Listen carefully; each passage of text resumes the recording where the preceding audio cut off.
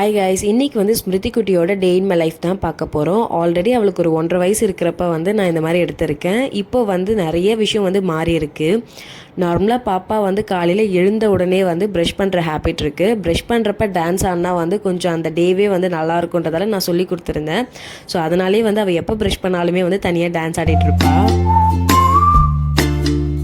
இப்போல்லாம் ரொம்ப ஆட்டம் போடுறதால காலையில் எழுந்துக்கிற டைம் வந்து அப்படியே மாறிட்டே வருது. 8:30 8:45 கூட ஆகும். இருந்தாலுமே வந்து நாங்களாம் அவளை எழுப்ப மாட்டோம். பட் அவளை எழுப்பாமல் மற்ற எல்லா வேலையும் செஞ்சு ரெடியாக வச்சுருவேன்.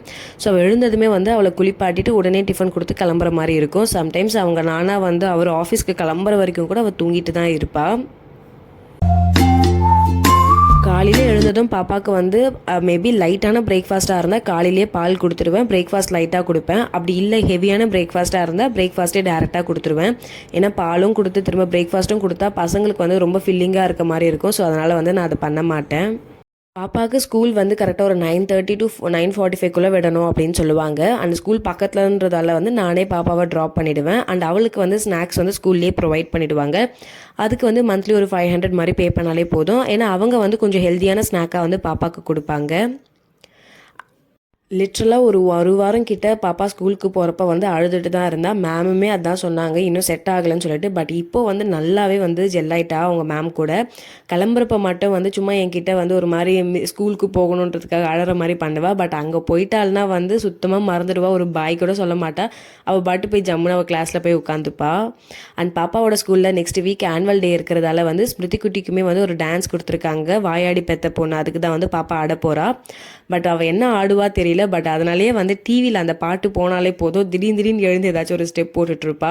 அண்ட் வந்து சம்டைம்ஸ் வந்து சாமி பாட்டு ஏதாச்சும் போச்சுனாலுமே வந்து அவள் அப்படியே நின்று சாமி பார்த்துட்ருப்பா. அவளுக்கு வந்து இப்போதைக்கு வந்து இது 2 தான் வந்து ரொம்ப வந்து அப்சஷனாக இருக்கா பாப்பா.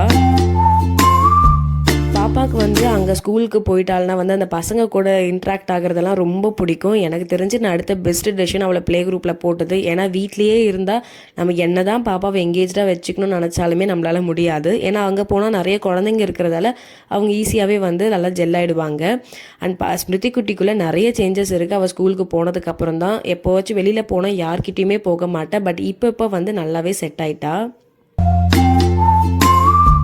ஸ்கூல்லேருந்து வந்ததுமே வந்து அவங்க ஸ்கூலில் கொடுத்த ஸ்நாக்ஸ் ஏதாச்சும் மிச்சம் இருந்தால் சாப்பிடுவா. அப்படி இல்லைனா வந்து நான் ஏதாச்சும் ஸ்நாக்ஸ் வச்சுருப்பேன். நான் வந்து பாப்பாவுக்கு நிறைய அந்த பிஸ்கெட் கேக் அதெல்லாமே கொடுத்து இப்போ நிறைய வந்து அவளுக்கு காஃப் சேர்ந்து போயிருக்கு. ஸோ அதனாலே வந்து அந்த விஷயம் பண்ணக்கூடாதுன்றதால இப்போ வந்து பாப்பாவுக்கு ஃப்ரூட்ஸு அண்ட் இல்லைனா வந்து முட்டை அந்த மாதிரி தான் தருவேன். மேக்ஸிமம் பாப்பாவுக்கு வீட்டில் வந்து வேறு எதுவுமே இல்லைன்றக்கப்ப ஃப்ரூட்ஸோ இல்லை ஏதோ கொடுத்தா சாப்பிட்டுடுவா.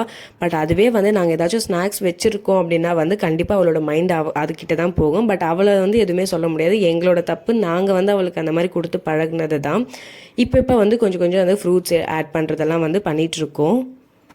ஸ்கூல்லேருந்து வந்ததுமே வந்து ஸ்நாக்ஸ் சாப்பிட்டுட்டு அவளோட வாட்டர் பாட்டில் இருக்கும், அது அவளோட ஸ்கூல் பேக்கில் இருக்கும். அதை எடுத்து அதை தான் வந்து அவள் யூஸ் பண்ணுவாள். குடிச்சிட்டு அதுக்கப்புறம் அவள் பாட்டு விளையாடிட்டுருப்பாள். அண்ட் கொஞ்சம் நேரத்துக்கு அப்புறம் நான் மத்தியானத்துக்கு லஞ்சுக்கு வந்து பாப்பாவுக்கு வச்சுருவேன். லஞ்ச் வச்சதுக்கப்புறம் வந்து அவள் கொஞ்சம் ஒரு கிட்டத்தட்ட ஒரு 2 to 2.5 hours வந்து நல்லா தூங்கிடுவாள் பாப்பா.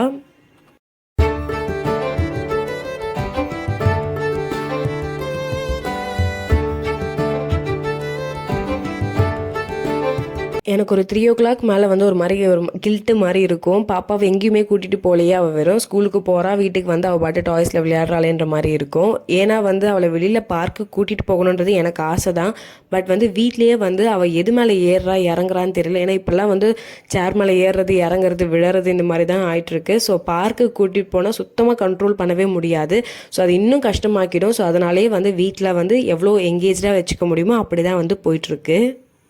இப்போதைக்கு வந்து வீட்லேயே வந்து பாப்பாவை எவ்வளோ என்டர்டெயின் பண்ண முடியுமோ அந்த அளவுக்கு பண்ணுவேன். ஒரு லிமிட்டுக்கு மேலே வந்து அவள் கொஞ்சம் நேரம் உட்காந்து டிவி தான் பார்க்குற மாதிரி இருக்கும்.